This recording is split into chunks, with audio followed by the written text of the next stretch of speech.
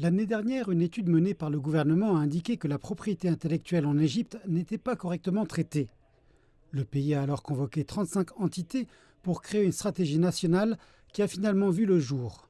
Le secrétaire général de l'Organisation mondiale de la propriété intellectuelle, Darren Tang, s'est joint à la célébration de l'Égypte pour annoncer sa stratégie 2030 en matière de propriété intellectuelle.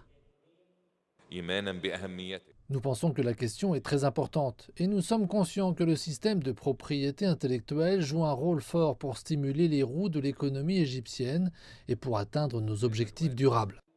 Cette stratégie réunira les 9 bureaux publics et les 6 ministères chargés d'enregistrer les droits de propriété intellectuelle dans un même guichet.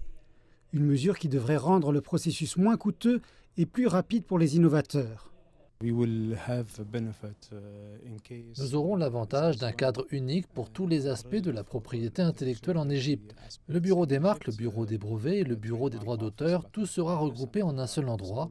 Cela rendra la chose très facile pour l'enregistrement de la propriété intellectuelle et permettra de trouver des solutions à tous les obstacles que nous rencontrons. Qui plus est, le pays formera tous ses organismes sur les questions liées à la préservation de ses droits, ce qui impliquera tous les pouvoirs en Égypte, l'exécutif, le législatif et le judiciaire. J'ai eu le plaisir de visiter le ministère de la Justice et j'ai signé 2 accords avec le ministre pour soutenir le développement de l'expertise en matière de propriété intellectuelle parmi les magistrats égyptiens. La transformation de l'économie égyptienne a déjà commencé.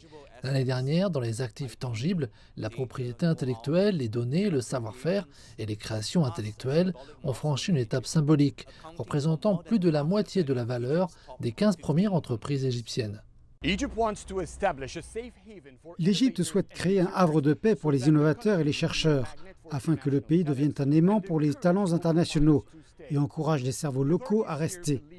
Les autorités d'ici pensent que cela aura un impact immédiat sur l'économie du pays.